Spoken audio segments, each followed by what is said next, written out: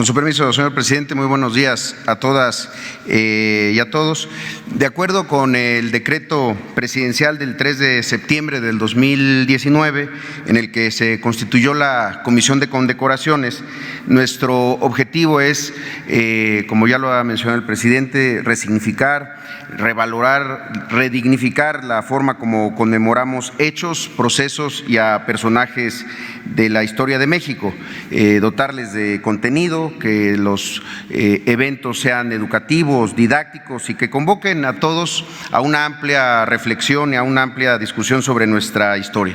Hoy presentamos las actividades relativas al 109 aniversario del inicio de la Revolución Mexicana y lo que verán a continuación es el trabajo coordinado de muchas instituciones, la Secretaría de Gobernación, la Secretaría de la Defensa Nacional, la Secretaría de Marina, la Secretaría de Cultura, la Secretaría de Educación Pública, la Coordinación de Memoria Histórica, el Sistema Público de Radiodifusión, la Vocería del Gobierno Federal, la Secretaría Particular de la Presidencia, el Gobierno de la Ciudad de México y el Instituto Mexicano del Seguro Social. Lo primero es, ¿cuándo vamos a conmemorar la Revolución? Pues en el día correcto, el 20 de noviembre será ese miércoles cuando conmemoremos la Revolución. A partir de que fue el 20 de noviembre de 1910 a las 6 de la tarde, el día elegido por Francisco I. Madero para convocar a toda la población de la República a levantarse en armas contra el gobierno que tuvo por origen la violencia y el fraude, como decía el Plan de San Luis. En segundo lugar, ¿cómo vamos a conmemorar este año la Revolución? Bueno, de la forma como se hizo durante muchísimos años, con un desfile. El primer desfile de la Revolución se llevó a cabo en 1930 y tuvo diferentes momentos, la parada militar y deportiva, y en 2014 se dejó de hacer el desfile del 20 de noviembre, se dejó de celebrar y se priorizaron otras cosas, el fin de semana largo, el Buen Fin y todo esto.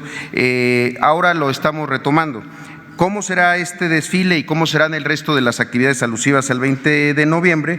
Pues serán de carácter histórico, cultural, artístico y educativo. Vamos a ver nuevamente a la gesta armada como un proceso emancipador en el que hombres y mujeres dieron su vida para sentar las bases del Estado social, democrático y de derecho. La revolución, pues, vista como un momento de transformación, la tercera transformación de la vida pública de México. El programa es el siguiente: el 20 de noviembre a las 10 de la mañana iniciará con una ceremonia de entrega de condecoraciones y ascensos por parte de las Fuerzas Armadas. Eso ocurrirá aquí en Palacio Nacional, en el patio central. A las 11 a.m. iniciarán las actividades en la plancha del Zócalo con una representación histórica de diversas escenas de la Revolución Mexicana.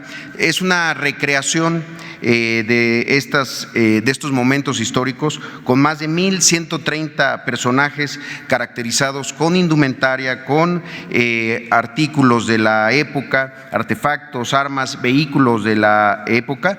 Posteriormente a eso habrá un programa musical con María Inés Ochoa, la Rumorosa, interpretando corridos de la Revolución, y esta parte del programa termina con un espectáculo de acrobacia ecuestre.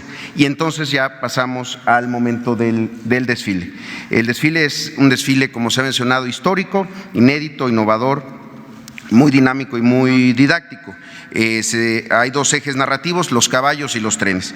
Desfilarán 2,700 caballos de contingentes militares, de contingentes civiles de todo el país, dándole la importancia que tuvo el caballo en la gesta armada. Iniciará el desfile con los precursores de la Revolución, las huelgas de Cananea, las huelgas de Río Blanco, seguidas de la Prensa Libre, los hermanos Flores Magón, y después agrupamientos revolucionarios con jinetes que van a ir representando al maderismo, una columna de jinetes zapatistas, el bloque villista con la División del Norte, un bloque constitucionalista y un elemento más, un contingente alusivo al papel de la mujer en la Revolución, con Carmen Cerdán a la cabeza. También durante toda esta parte del desfile se irán distribuyendo y repartiendo cerca de 10,000 postales con fotografías de la época revolucionaria que pertenecen a varios archivos históricos. Otro ingrediente importante, si podemos pasar a la siguiente, es el tema de los trenes, las locomotoras en la revolución. Decía Carlos Monsiváis: el tren es el espacio vital de la lucha, el sustento, el génesis. Allí transitan y se establecen las pasiones. En su inmovilidad o en su fuga se cifran todas las esperanzas y los anhelos. Es el paisaje y la esencia de la revolución, su símbolo. Y para eso tenemos a una invitada muy especial que se llama Petra, una locomotora de 1899, la FCI número 67, perteneciente al ferrocarril interoceánico. Es una locomotora de 15.6 metros de largo, 3 metros 70 centímetros de altura y 66 toneladas de peso. La idea es traerla desde el Museo de la Revolución.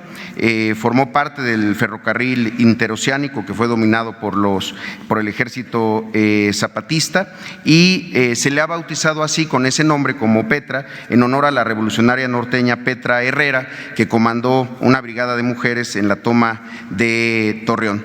Esta locomotora dejó de circular en 1968, estuvo durante algún tiempo en el Monumento a la Revolución y después estuvo durante varios años en el Museo de los Ferrocarrileros, y ahora la tendremos durante algunos días aquí en la plancha del Zócalo. A ella la acompañarán 2 carros de ferrocarril, uno de pasajeros y un coche express. Su traslado es todo un reto logístico y de verdad que será un momento histórico para recordar la historia de la revolución y la importancia de los trenes en la misma. Otras actividades que habrá ese mismo día, del 20 de noviembre, se van a instalar sets fotográficos con imágenes de la época de la Revolución, con fotografías históricas del archivo Casasola en tamaño real, para que la gente pueda acudir con sus familias, con sus amigos, a formar parte de estas escenas revolucionarias y llevarse un recuerdo del archivo Casasola. También la Secretaría de Cultura de esta forma está organizando un mural viviente. Se trata de La Maestra Rural, el mural de Diego Rivera, que servirá también para recordar que la educación rural es también resultado directo de los derechos sociales surgidos de la revolución.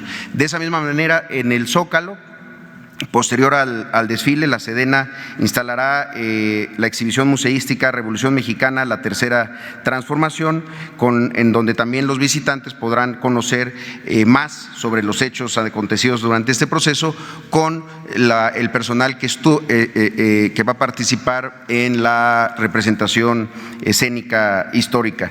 Adicionalmente a eso, se instalará una fotografía monumental sobre la calle Madero, antes Plateros, de la entrada triunfal del Ejército Popular de la Convención de Aguascalientes, y estará acompañada de la explicación de destacadísimos historiadores sobre la importancia de este suceso de 1914, la entrada del Ejército Popular, encabezados por Pancho Villa y Emiliano Zapata.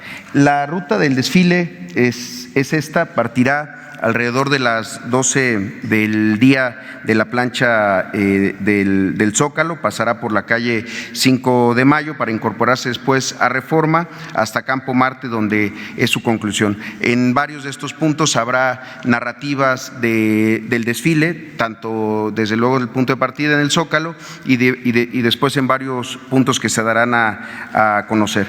Estamos invitando a todas, a todos a asistir a esta conmemoración el 20 de noviembre para acompañarnos presencialmente, y también en el sistema público de radiodifusión, que ha organizado una transmisión de las actividades conmemorativas a través de diversos medios públicos, que empezarán a las 10 de la mañana con un programa histórico sobre la Revolución, en el que participan destacadas y destacados historiadores, que permitirán dar un contexto mucho más amplio y una reflexión sobre el impacto de esta transformación que nos antecede.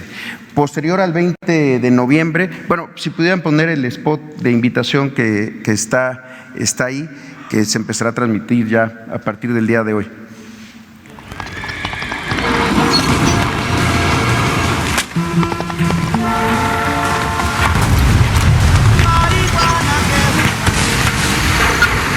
La Revolución Mexicana se convirtió en el primer levantamiento armado con demandas sociales del siglo XX.